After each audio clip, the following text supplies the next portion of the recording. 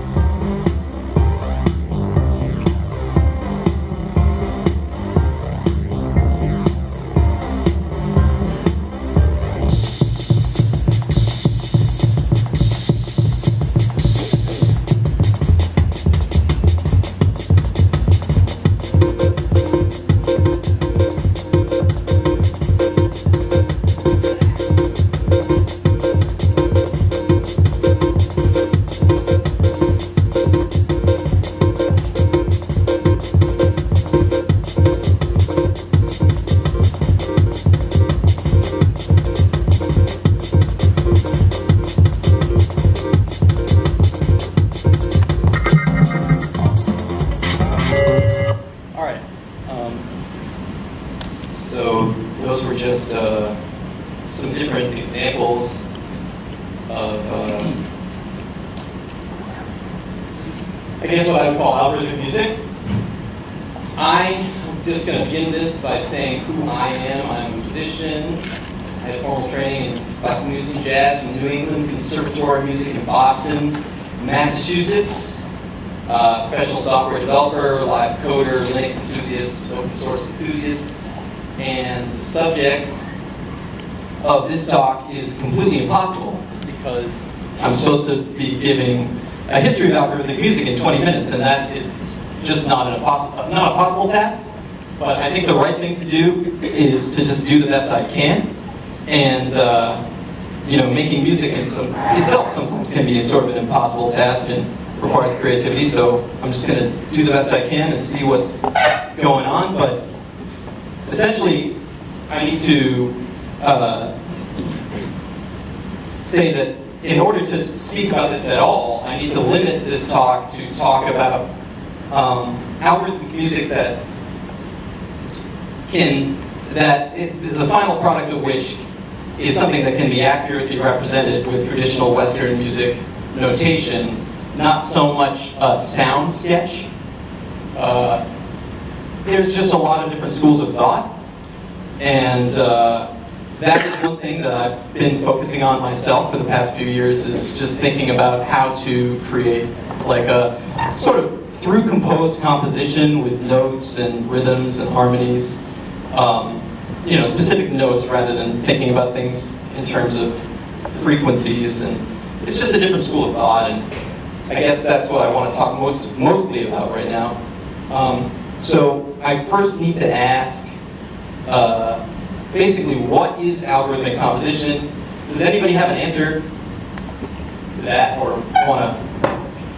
Also, I want to ask some questions to you guys, but you got to answer quick because I've got a lot to go through. So just like say something, even if it's dumb or it doesn't make any sense, so I can keep going.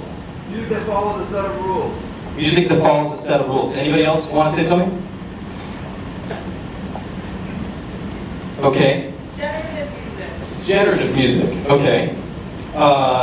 If you were to call something you made an algorithmic composition, are you implying that a computer was used somewhere in the process of creation? No. Oh, that's pretty good. I agree with that. In other words, in calling a piece of algorithmic music, calling a piece of music algorithmic, are you necessarily implying that the music was made in some way with a computer? You guys say no. Well, was it made with math? Maybe. What about formal logic? Yes. Okay. What about the term automatic music? How is that different from algorithmic music? Doesn't need to have an algorithm. Anybody else? What's that?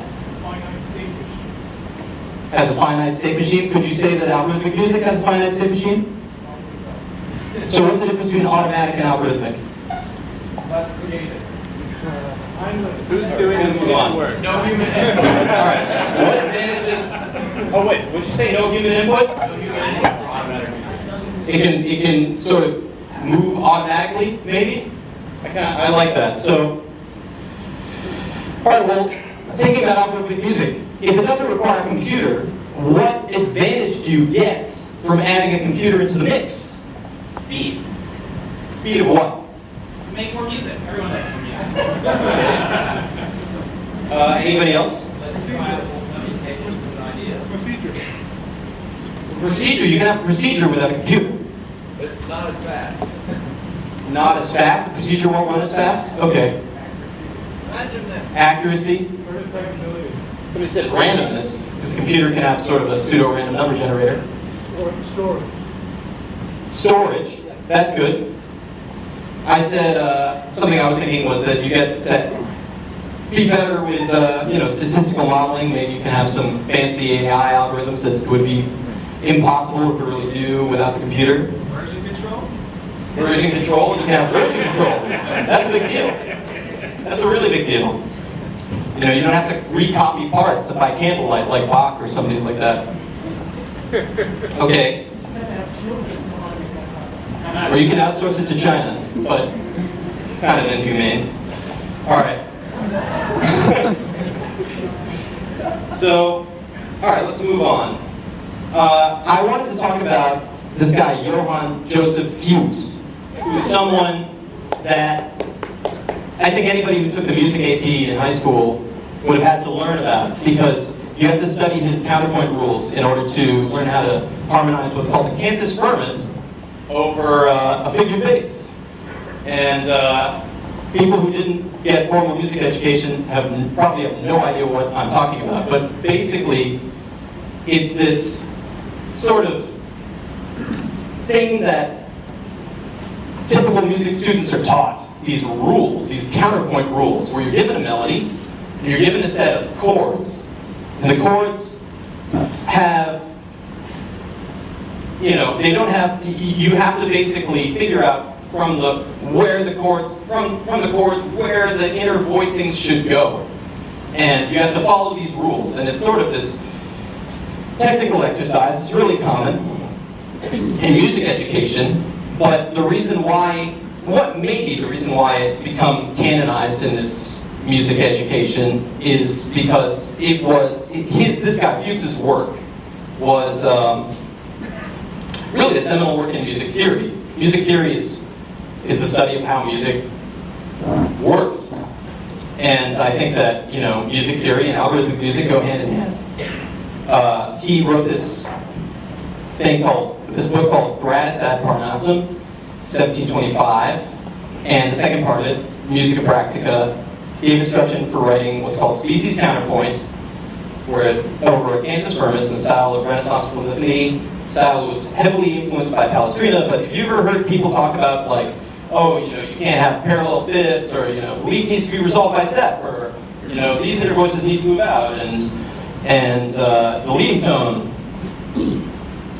needs to be handled properly. That's all. Those usually derive from Fuchs's rules, and I just sort of have a few of these rules right here. In writing a skip in one direction, it is best to proceed after the skip with motion in the other direction. The interval of a tritone in 3 notes should be avoided. For example, an ascending melodic motion, F, A, B natural, as is the interval of a seventh in 3 notes. You're not allowed to have parallel fourths, fifths, or octaves. These are these things that music students learn. So my question, I guess, is, if you were to write a composition or even arrange some previously written composition in 4-part choral harmony using Fuchs's rules, would it be an algorithmic composition? Okay. Does everybody know what the C major scale is? Yeah. Okay, so it's the notes A through G. No sharps or flats, just A, B, C, D, E, F, G. But starting at C and ending at C. And all of those notes are diatonic to the C major scale, okay? So that's a restriction. There are 12 notes, you only get to use 7 of those notes, C through B. And that's the type of formal constraint. If you were to write a program that used a random generator to pick diatonic notes, I suppose that would be one type of algorithmic music. So, okay. Composers can use musical rules or systems to choose notes, rhythms, harmonies, etc. in the process of composing music. Does that sound more or less what algorithmic music is? Or could be? Okay. All right, next I want to talk about this thing called musical dice game, which has been attributed to Mozart. And the basis of the musical dice game is it consists of 272 musical measures arranged in like a table, in a sort of spreadsheet of rules. Specific measures. Basically, he had this big table, and the first column was sort of the first measure of the piece, and all the different options that could be used. And the second column was the second measure. The third column was the third measure. The fourth column was the fourth measure. And it's called musical dice game because it just sort of assumes a uniform probability distribution where you can just sort of roll a dice and pick any one of those measures and create a unique composition that way. And there's a cool website that demonstrates this technique. So I'm going to take a look at this for a second. So let's see, play this. Oh, damn. basically each measure was unique. But they sort of had their place in the composition. You know, the measures in the second column could not be swapped out with the measures in the first. They were not written that way. Each piece, each little module was written assuming that it would be played in the specific order. And this musical dice game really forms the basis for a lot of algorithmic music stuff to come. All right, so does everybody understand what musical dice game is before, or was that a little bit unclear? Okay. All right, so I've got this quote from Brian Eno here. Since I have always preferred making plans to executing them, I have gravitated towards situations and systems that, once set into operation, could create music with little or no intervention on my part. That is to say, I tend towards the roles of planner and programmer, and then became an audience to the results. So if this is how he operates, is that algorithmic music? Is he an algorithmic composer? Yes. Okay, cool. So it's possible that anyone who has a system for writing his music could be considered an algorithmic composer. That's basically the thing I'm trying to assert here. Algorithmic composition, sometimes also referred to as automated composition, basically refers to the process of using some formal process to make music with minimal human intervention. Algorithm implies a set of instructions, automation, anything that can move or act on its own. That's what I came up with there. Okay. This is some brief historical stuff. The earliest instance of computer-generated composition is that of Hiller and Isaacson at the University of Illinois in 1955. Using the ELIAC high-speed digital computer, they succeeded in programming basic material and stylistic parameters, which resulted in the ELIAC suite.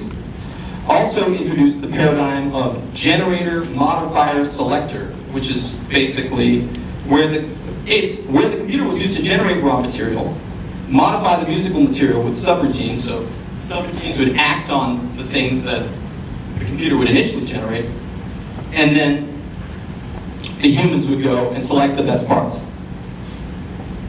Another thing which another famous sort of land moment in algorithmic music history is when Xenakis was creating his stochastic compositions, specifically using probability and computing to create compositions like a trace, I don't know how to pronounce that, and okay, these compositions that basically helped popularize stochastic composition. I want to talk about this guy named David Cope, who has devoted much of his life to figuring out a system of algorithmic composition. He is a professor at UCSC, and he's definitely a leader in the field. He's known for his program called Experiments in Musical Intelligence, or EMI, a project he's been working on since the mid-1980s. And the foundation, EMI essentially uses what Cope calls recombinance, which is, in essence, a very similar technique to the musical dice game. He breaks down compositions into fragments, and fragments are rearranged to create new compositions. And he began as an experiment in creating a new Bach chorale out of the existing 438. Cope looked at each beat. He was looking at each beat. Does everybody know what a beat is? Yes. Like a quarter note? Does a quarter note make sense? Okay. Well, he was looking at each beat of the chorales, examining the harmonic and melodic structure, as well as the harmonic melodic structure of the next beat, and storing these sort of relationships into a database. And he could use that database as a lookup table to sort of chain beats together. There would be similar, if beats were similar in their, as he scanned through the chorales, if he found musical moments that were similar enough, he knew that he could create a list of destinations. And in that way, sort of create a simple probabilistic model, like call it a first order Markov chain, where basically, if I'm on this note, I know that I can go to all of these other notes because these things occurred somewhere in the 438 chorales. And he could create a composition starting from a random starting position. He had a list of different starting positions for the chorales, and for each beat perform a simple markup lookup, and ultimately form a new chorale in the style of Bach. That was the idea. It does make the assumption that this is sort of how Bach would create his chorales, like that there was some sort of finite number of possibilities that Bach would have used as he worked from note to note. But it definitely, this technique is definitely, it works to a certain extent. The first example in the video that I played was a David Goat Mozart sonata. So, yeah, so let's see here. In the system, looking for things like distance from cadence, dynamic markings. He also started considering rhythm and harmony separately, so it sort of became this multi-dimensional lookup. He increased as he increased resolution, dimensionality, he started writing programs that would imitate Mozart, Chopin, Beethoven, a lot of composers in code system. If a suitable following beat is not found, it would simply use the next beat from the original composition. So let's say he was looking at some musical moment, and he would always have somewhere to go from there, because it came from one of the compositions. That musical beat would always could have come from somewhere. So he would always have at least one destination. And to accommodate for musical complexity, he started expanding beats to be longer than simple musical beats. Sometimes the beats became even as long as a measure.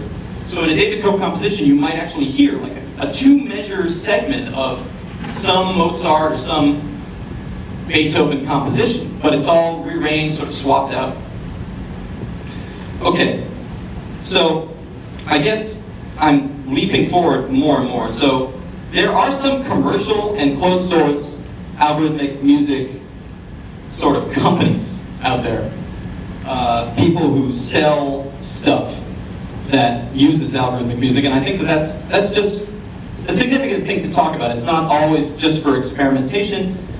I guess there's this idea that there is an inherent value to original music, and if a computer can generate original music, that means that it's sort of an infinite source of music, and that that could potentially be profitable. There's this company called JukeDeck, which is a new startup in London, where you give them like a certain amount of time, and they send you back some algorithmically composed thing as an audio file. Wolfram Tones, with Stephen Wolfram's, I actually showed a demonstration of that in the video as well. It was this thing that he made because he had this idea. It's like, oh, if I create a cellular automata, like music generating software thing, then I can sell ringtones. That was the original idea. You wanted to like corner the ringtone market.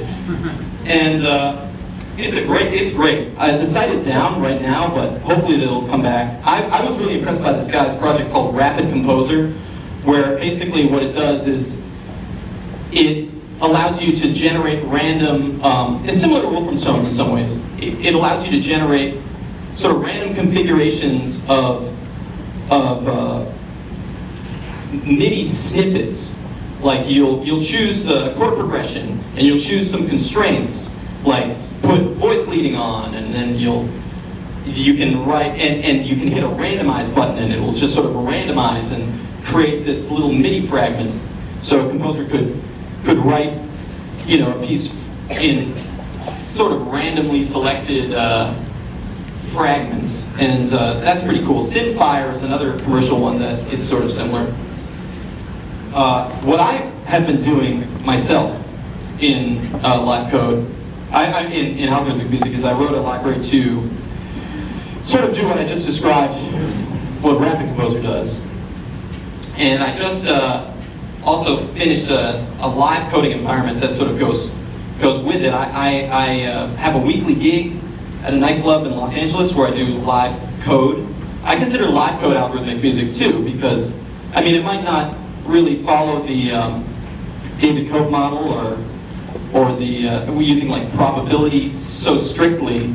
There are random number generators, so and you can create your own probability distributions and stuff like that. But like, what's cool about live code is that you can actually just chain math functions together, and that allows for you to create a composition on the spot with code. And there are 3 projects that I use before I wrote my own. There are 3 projects that I have been using at this nightclub. One much less, actually I never performance tested this first one, called Extempore by Andrew Sorensen, because it's written in sort of scheme, like syntax, and I find that, you know, having to close these things in this really weird way is sort of hard to do when you're working live and generating something on the spot. Tidal is a really popular one. It's by this British guy named Alex McLean, and it's written in Haskell. It's not really like, it's not the type of thing where you're just coding Haskell and piecing things together. Tidal has this sort of rhythmic syntax that it's like a sample-based sequencer where you write in this sort of shorthand, and the Tidal environment parses it and turns it into a rhythmic phrase. But it's great. I mean, this is the thing that people have been using in these algorithms. And there's this amazing thing called Gibber, which is by this guy named Charlie Roberts out of UCSB, which is just a website. I really highly recommend you check that out. I was using it in the video, in the last example. It's all in JavaScript. And basically, you're manipulating these JavaScript objects and chaining them together. And you have all these sys that you can pull in. And these are all more like live coding environments. They're not necessarily, it's a little bit different from thinking about structuring a static composition, but you know, I think that live coding is really the next wave in algorithmic music because, well, first of all, computers are fast enough to do things that in David Cope's time could not be done. Like, you can throw things back and forth between the frequency and time domain, and you can do all sorts of calculations in the moment and not interrupt the audio stream. And so live coding creates a really great playground for trying out algorithmic stuff. I wanted to also say that, you know, there's all these, in terms of written music and in terms of dealing with things with discrete pitches, there are all these representational formats that I've been using. MIDI, Music XML, Lily Pond, Humdrum, ABC Notation are the main ones. Tidal, those 3 live coding environments do not, oh man. Okay, well, I am going on about this, but I was thinking of just demonstrating a live coding. Okay.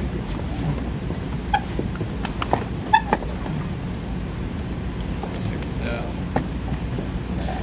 So, I'm using Vim here, and it just is controlling everything. Vim, which is kind of cool.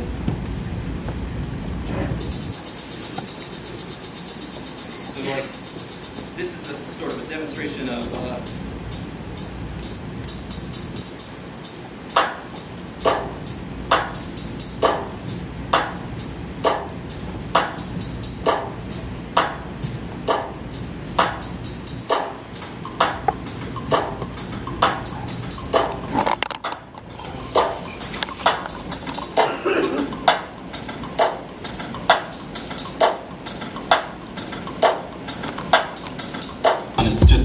drum grooves.